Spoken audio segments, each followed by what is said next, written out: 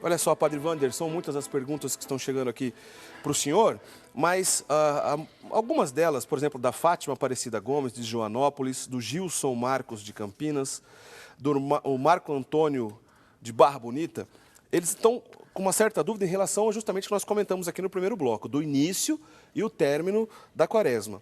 Porque algumas pessoas, inclusive, acabaram aprendendo que a quaresma terminaria, então, no domingo de Ramos.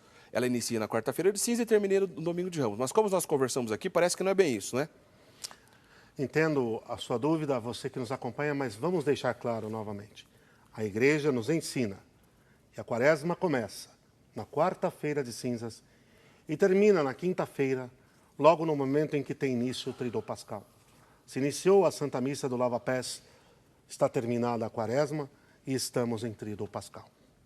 Então é no início do Tríduo Pascal, Claro, lá naquela missa conhecida de Lava-Pés. Conhecida missa do Lava-Pés. Tá certo, padre. Agora, em relação a essa recomendação da igreja sobre o jejum, sobre a abstinência, que todos os batizados estão, então, sobre essa regra, vamos dizer assim? Obrigados, então, a fazer pelo menos quarta-feira de cinzas e sexta-feira santa. Mas queria que o senhor comentasse se são só esses 2 dias que são obrigados. E em relação a isso também, se há exceções. Todo mundo está obrigado, a igreja toda está obrigado, e se há exceções, para quem são feitas essas exceções? Novamente, sobre obrigação.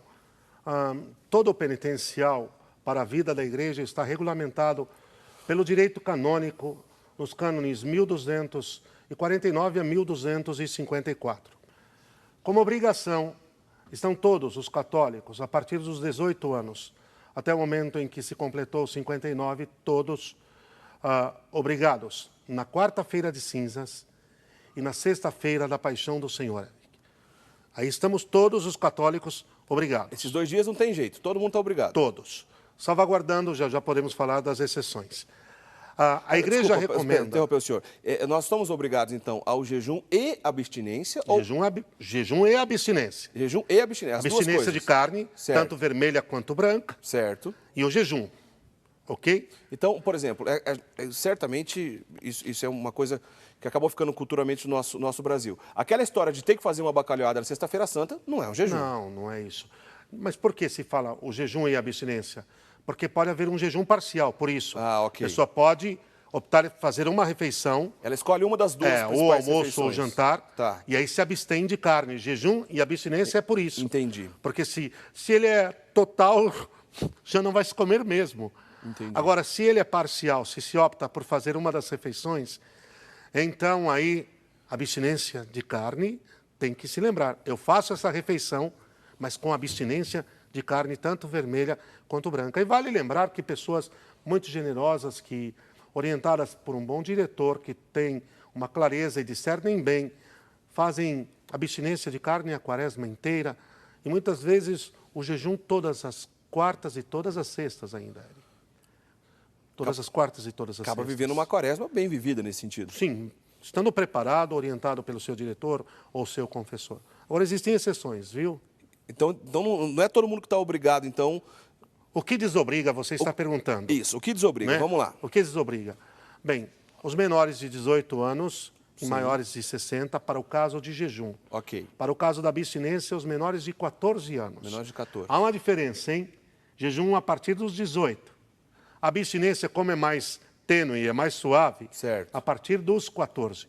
No mais, todo mundo a partir dos 60, para ficar mais claro. Mas e a pessoa, por exemplo, padre, que de repente ela ganhou de esmola, inclusive esmola faz parte desse período, é uma família pobre, tem dificuldade e ganhou justamente carne naquele período, ela vai ter que se jejuar também porque ela ganhou? Como é que fica nesse sentido? Desobriga a enfermidade. Se a pessoa estiver doente, não precisa? Não precisa, ela está dispensada. Tá. Quem tem alguma função grave, por exemplo, um médico. Eu conheci um caso, alguém me contava de um médico que jejuou num dia que ele tinha uma cirurgia arriscadíssima. E foi para a mesa de cirurgia, quer dizer, foi operar o paciente e se sentiu mal, Eric. Tem que ter um pouco de discernimento também. Agora, quem doa tem que ter a clareza do que está doando. Entendi. Meu querido, por que dar carne vermelha? Porque estava em conta, porque estava na promoção. O amor é criativo, ele tem expressões. Agora, se acontecer se é o único alimento que a pessoa tem para a subsistência de sua vida, isso é uma atenuante, sem dúvida alguma. Eu salvaguardo aqui uma visão sobre essa determinada realidade, mas prefiro não estendê-la. Entendi. Em relação, por exemplo, a um trabalhador que precisa de uma atividade física muito intensa, uma atividade braçal muito intensa, ele está dispensado de alguma dessas obrigações? Do jejum, não da abstinência. Do jejum ele está Porque há outras fontes, claro, que permitem que ele tenha o mesmo valor alimentar do que teria se ingerisse a carne. Aí, que não é o meu papel, eu não sou nutricionista. Claro. Mas só para que fique claro. Tá certo.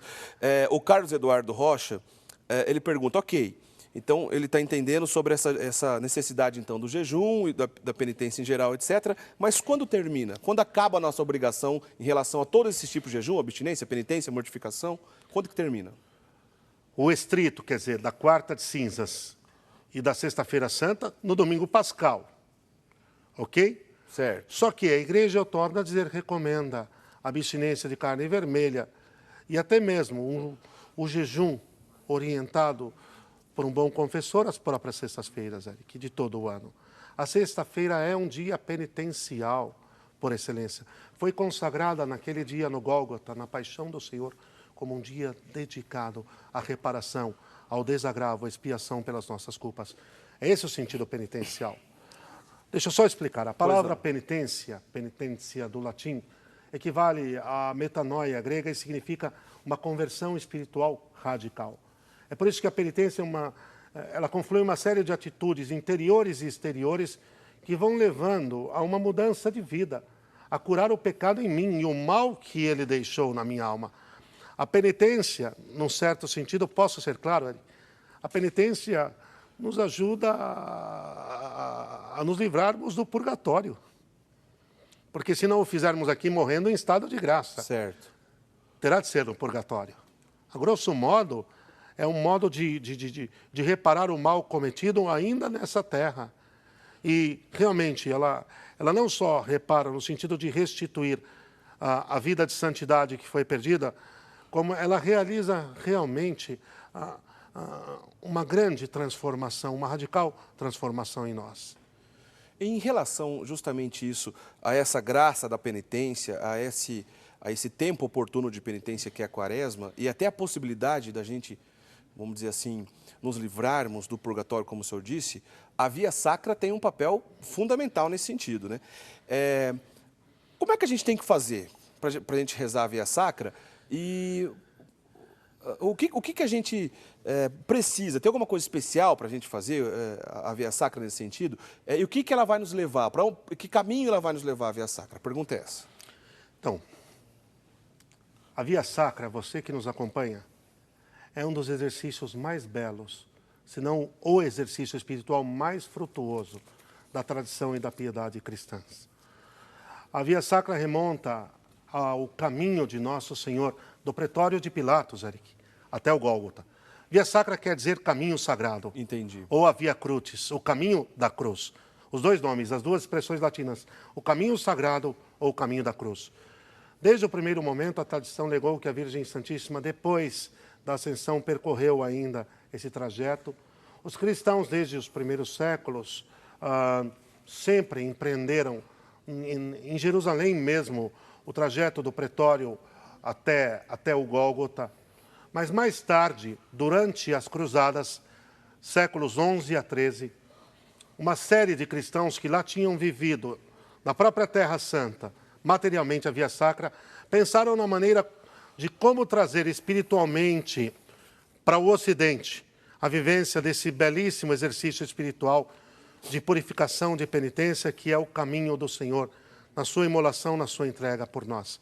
Aí surge a Via Sacra na sua força espiritual plena como exercício de oração, onde quer que nós estejamos. Como se deve fazer? Bem, se pode rezar a Via Sacra num oratório, onde cada uma das estações está dedicada, as cruzes que estão sobre elas marcadas e abençoadas significam que se marca sobrenaturalmente em comunhão com toda a igreja o caminho de Nosso Senhor, seria o ideal. Certo. E percorrer as estações integralmente. E aqui vai uma curiosidade. As 14 estações, como rezamos hoje, só surgiram, em definitivo, no século XVI. Érico. Só no século XVI. Somente há 5 séculos. Quer dizer, houveram formas distintas de se percorrer o caminho do Senhor. Quer dizer, as estações foram flutuando até se chegar às 14 do século XVI. Agora, suponhamos, Certo. você não consegue rezar numa igreja. Você tem um bom livro de oração da Via Sacra, você pode rezar na sua casa, você pode rezar no seu trabalho,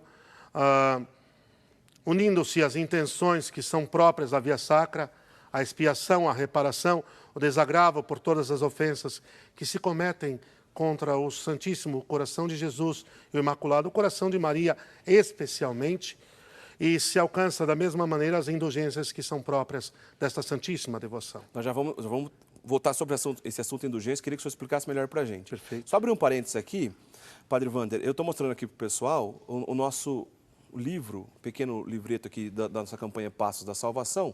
Nós falamos no começo do programa que a gente está no meio dessa campanha Passos da Salvação. E justamente esse livreto aqui da campanha, que é um livreto das orações da Via Sacra. Então, você que fizer a sua doação durante esse mês, você vai receber na sua casa esse livrinho de oração, contendo então as estações da Via Sacra, além desse livrinho, claro, você encontra nas livrarias, mas nós queremos aqui, inclusive, incentivar, então, esse tipo de oração, esse tipo de devoção. Então, se você fizer a sua doação durante esse mês aqui para nós, da Rede Século XXI, você já sabe como funciona, você que é nosso sócio, você ajuda a manter essa TV no ar e você recebe esse livrinho de oração, que é para entrar de cabeça nessa espiritualidade, do jeito que a gente está conversando aqui, certamente você está entendendo. E você que não é sócio pode se tornar também, entrar em contato conosco por telefone.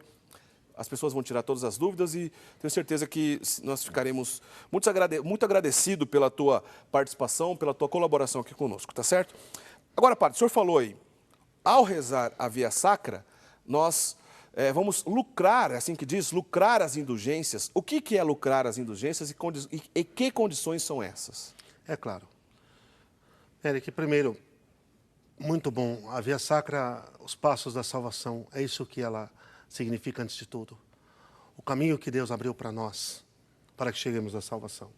Bem, as indulgências são a remissão diante de Deus da pena temporal, devida pelos pecados já perdoados quanto à culpa. Bem, nós estamos perdoados pelo sacramento da penitência. Agora, posso fazer uma comparação? Sim. Você plantou muito joio nos campos do mundo. A confissão te perdoa de ter plantado tanto joio. Mas agora é preciso plantar trigo. É uma forma de reparar. Então, vai plantar trigo. E essa reparação, muitas vezes, sempre é graça a reparação, hein? Reparar o mal que fizemos. Estamos perdoados, mas é preciso agora edificar. Destruímos. É preciso construir. Só que muitas vezes, mesmo com graça, nós não damos conta. E aí que nós recorremos a um tesouro comum à igreja, que são as indulgências, que são os méritos, todo o mérito que angariou nosso Senhor Jesus Cristo, infinito, não? Sim. A Virgem Santíssima e os santos. Os seus méritos e as suas orações em favor da remissão dessa pena, ou seja, da reparação que teríamos de fazer pelos pecados que nós cometemos. Bem, a necessidade é que estejamos em estado de graça, portanto... Para estar em estado de graça... Que nos confessemos. Precisamos confessar. Que estejamos em confissão. Certo. Que rezemos num oratório, nas intenções de sua santidade, pelo menos o credo e a oração do Senhor, o Pai Nosso. Ainda se pode acrescentar generosamente um Pai Nosso, aliás, a Ave Maria e o Glória. Ok. Ave Maria e o Glória. Então, a gente precisa estar em estado de graça, ou confissão seja, sacramental. Confissão. Visitar um oratório, quer dizer, onde haja um tabernáculo. Ok. O sacrário com a Santíssima Eucaristia. E orar nas intenções do Papa. Do Santo Padre. O credo e o Pai Nosso ainda pode se enriquecer com a Ave Maria e o Glória. Não nos esqueçamos, a comunhão sacramental pelo Papa sempre também é útil. A comunhão também tem que... É útil. Tem que estar nesse sentido. Não é uma determinante, ou seja, não é obrigatória. Certo. Mas enriquece. Bom, a Via Sacra não é a única maneira de lucrar essas indulgências. São muitas outras que a igreja... o inquiridiorum penitenciarum, quer dizer, o documento da igreja que normatiza... Aí nós precisaríamos de um outro programa. Sim, a gente volta nesse assunto, vasto, certamente. Né? Mas que é uma das formas de se conseguir a indulgência mais ricas que temos, é a Via Sacra e a Via Sacra. Rezada no oratório se alcança uma indulgência plenária, ou seja, a remissão integral da pena temporal. rezada particularmente, se alcança uma indulgência parcial. Legal. Então, olha, vale a pena por esse motivo e por muitos outros, vale a pena a gente aprofundar, então, nessa espiritualidade de forma geral na quaresma, mas especialmente, então, em relação à Via Sacra. Posso sugerir? Sim. Reze a Via Sacra todas as sextas-feiras da quaresma. Faça isso. Tenha certeza que os frutos espirituais, a devida, reta contemplação da paixão do Senhor, os santos ensinaram isso. Os místicos ensinaram isso, os doutores ensinaram isso.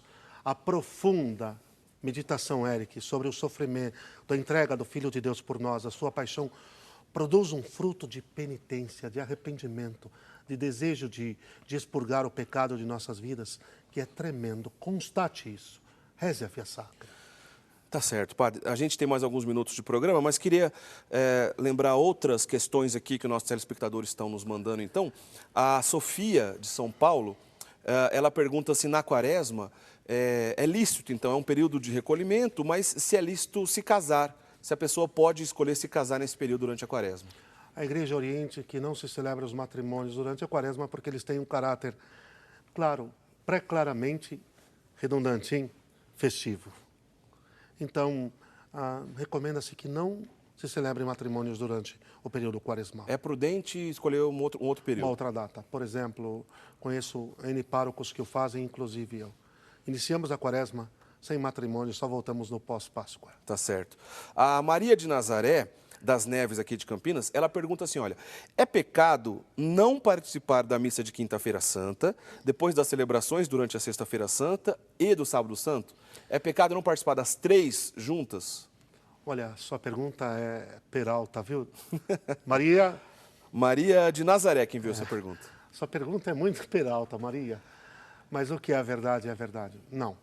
É possível, não conseguindo se participar sem o pecado, não conseguindo se participar da quinta-feira, é possível que se participe da sexta e do sábado.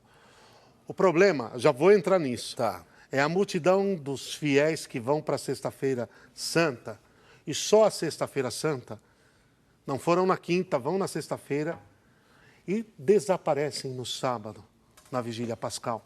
Como nós costumamos dizer, Eric, enterram nosso Senhor, mas não vão vê-lo ressuscitar. Então, o ideal é participar de todo o tríduo pascal. Aí entra a questão da generosidade em não atinar apenas para a lei, que é santa e tem um espírito. A Maria de Nazaré ainda acrescenta uma outra dúvida, uma outra pergunta que ela colocou aqui, que normalmente a liturgia do sábado à noite já se celebra a liturgia do domingo. E no caso da missa de sábado santo, ela já é a liturgia do domingo ou no sábado santo é uma coisa e no domingo é outra missa? Não, a liturgia do sábado santo é uma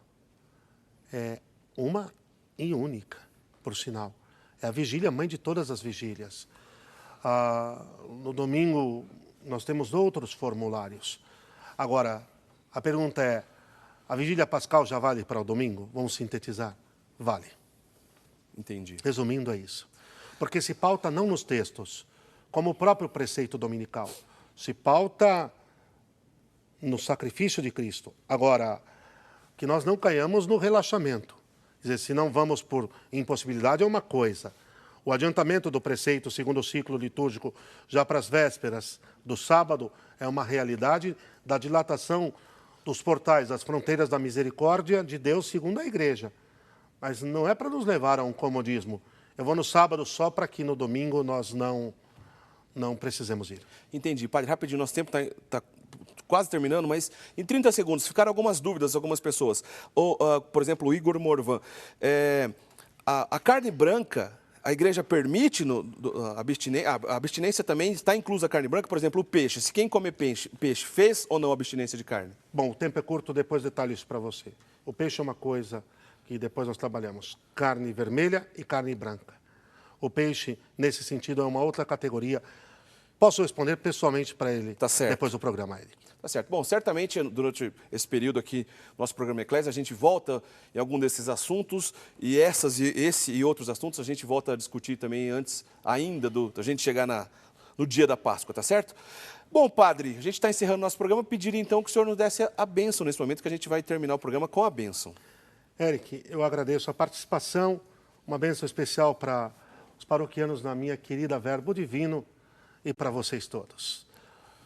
O Senhor esteja convosco. Ele está no meio de nós. Abençoe-vos Deus Todo-Poderoso, Pai, Filho, Espírito Santo. Amém. Mais uma vez, muito obrigado, Padre Wander. Um abraço, então, todo mundo lá da sua paróquia.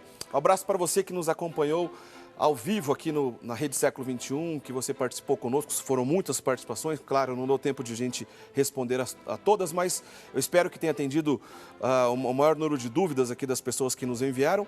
Bom, você continua então aqui acompanhando a nossa programação, muita coisa boa aqui hoje ainda, ao vivo, programação ao vivo, inclusive até a Madrugada de Bênçãos. Daqui a pouco a gente vai ter um monte de coisa aqui legal ainda na Rede Século XXI. Você fica conosco, a gente volta em outra oportunidade aqui no programa Eclésia. Muito obrigado, um grande abraço, tchau, tchau.